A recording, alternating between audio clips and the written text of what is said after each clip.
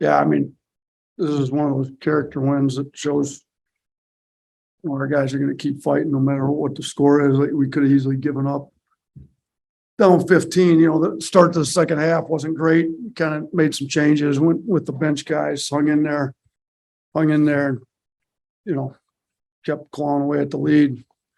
Finally took the lead and then were able to pull away from them. So, that's a tough team. You got to give Houston a ton of credit there.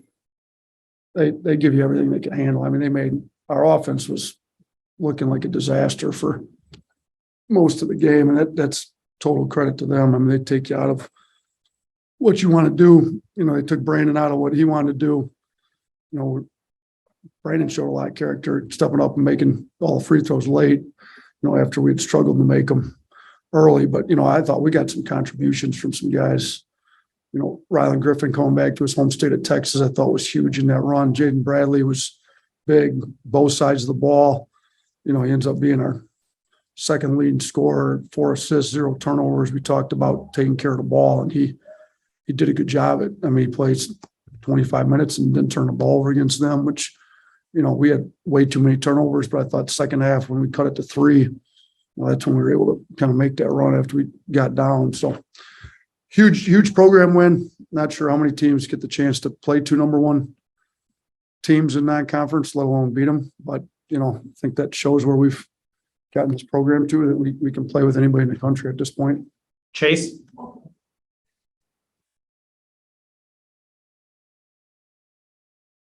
Chase, you're muted.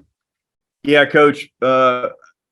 Obviously, it was a struggle for most of the game for Brandon Miller. And he didn't have the greatest game against North Carolina either as your leading scorer, but yet against 2 number 1s, you're able to overcome a rough night from a super offensive player in both of those games and still rally for the win. What does that say about the depth and the team around him?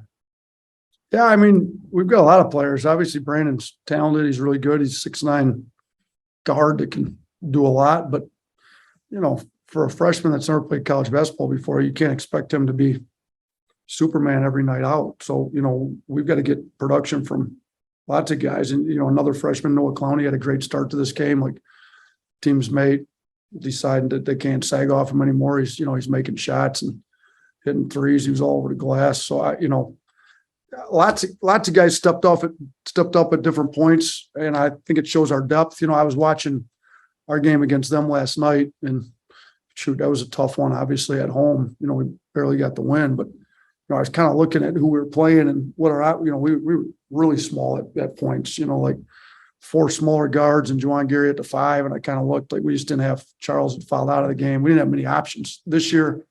We're deeper. It shows.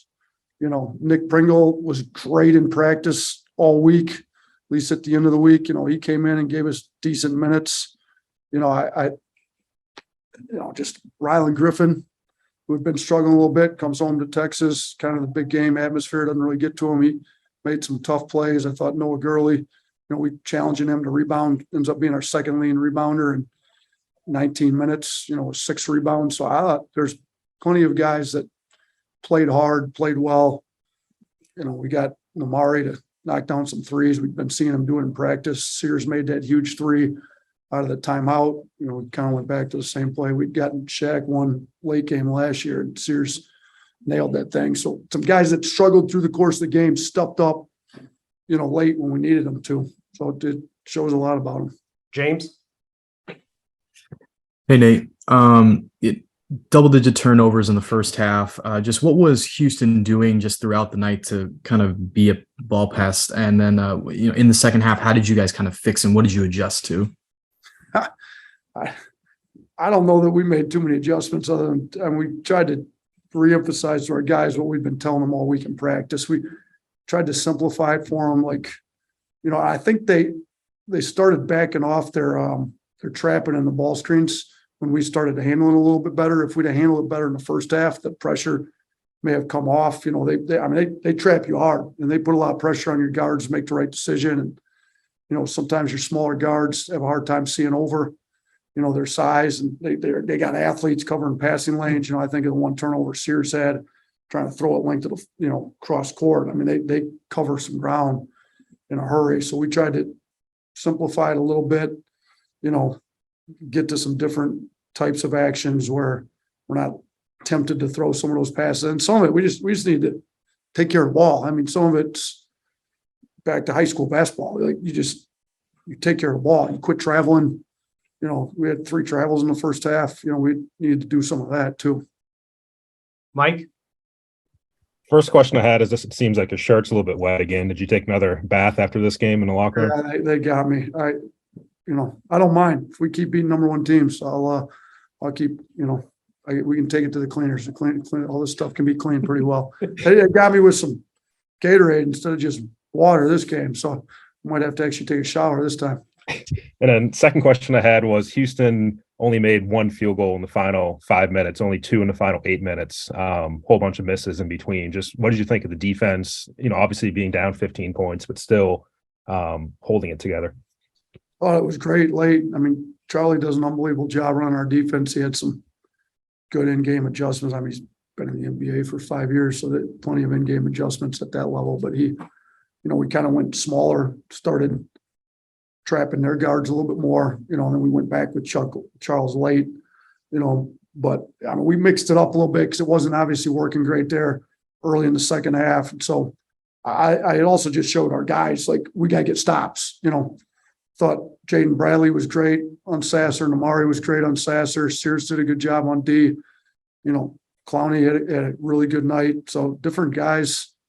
Rylan Griffin had that steal. I mean, different guys stepped up on the defensive end for us. And I didn't realize that. So they scored 2 field goals the last 8 minutes of the game. That's right. Yeah, 1 in the final 5.5 minutes. Yeah, that's the number 1 team in the country too. So if we can do that too. Now, they don't have the number 1 offense, but they're pretty good. I think they were top 20 offensive efficiency. So if we can do that against them, we ought to be able, not that you do it for 8 minutes, but you can get stops against anybody we're playing on the schedule the rest of the year if we really lock in and pay attention to the scouting report and do what we need to do. Ryan? Coach, I asked your players what this win means, especially with the number 1 next to their name, and they pretty much said it doesn't matter what the team is, what rank it is, they're going to come out with that killer mentality. Is that the kind of stuff you want to hear? I mean, this is obviously a huge win for your school, for your program, but is that what you need going into SEC play down the road? Yeah, it is. I mean, it shouldn't matter who we're playing. We should come out with the same kind of mindset. Obviously, it means more when you beat the number 1 team in the country, but we had some big wins last year, and we've talked about this. This current team's talked about this. We can't go to Seattle, beat Gonzaga, come back and lose to Georgia or lose on the road to Missouri or, even the Davidson loss, up in Birmingham. Like we've got to take care of business no matter who it is. So we can't have a letdown Tuesday when we play Memphis. And Memphis is good. I mean, they kind of started us on our skid last year, if you remember. So we've got to have the same mentality, whether it's number 1 team on the road, whether it's whoever it is, at home, neutral, road. Like we got to bring it every night. And I thought, for the last 12 minutes of this game, we were really good. There was our defense was pretty good in the first half, kind of kept us in. And I thought it got bad there at the beginning of the second half, but kind of the end of the first half, beginning of the second half. But our defense, if your defense can be as good as what we're trying to tell our guys it needs to be, like, you can be in every game. And I think that came true tonight. Last one, Tony. Yeah, how much maturity have you seen from Jaden Bradley just as the season's gone by? I mean, he's got back-to-back against the number 1 teams, 2 double-digit performances. I think he shot over 50% in both games. Look, I mean, when we recruited him, he was a highly rated point guard because he's a winner and knows how to play. He's not the best shooter, but he's working hard on it. We're encouraging him to keep shooting. He's not the quickest guy, but he's got enough quickness to get where he needs to get on the court. But he makes winning plays. Defensively, offensively, he's smart, got a high IQ, wants to get his teammates involved. You see him spraying. I mean, we missed some open threes that he got us tonight too, but like he's a winner. Like, and he's showed it. So that's kind of, you see where he's at. How's it going? I don't think the big game affects him. I mean, might make him better, to be honest with you, if you look at what he's done in some of our bigger games. So super happy for him. He's a great kid. He just kind of plays with the minutes you give him, and shoot, when we need him to play 25 minutes, he's ready to play 25 minutes. And he was great tonight. Yeah, and I got one more too, just with Brandon Miller. I mean, what's your message to him? Obviously, he's going to have other big games, other, big moments, but what is your message to him to kind of rebound from? Yeah. At halftime, I kind of told him, like, we got to do more to affect the game. They're trying to take you out. Like, you can do more than just score the ball. Like, your shot's not dropping. What are you going to do? So, like, we kind of challenged him defensively. He was much better in the second half defensively. Can you go get an board? Can you get a defensive rebound? So I thought late in the game, he was in there when we were closing that game and making that run, and he got some rebounds, and then he stepped up the free throw line, did it. So he's not going to be, 7 of 9 from 3, 5 of 9. He's not going to shoot that way every night out. Like tonight, he was, 5 from 3. Well, he'd been at one point, he was at like 50% from 3. So, the teams are going to key on him. I think teams are going to realize it too. If you totally key on him, we got plenty of other players that can beat you. So you got to be careful just keying on him. But, they were really keying on him.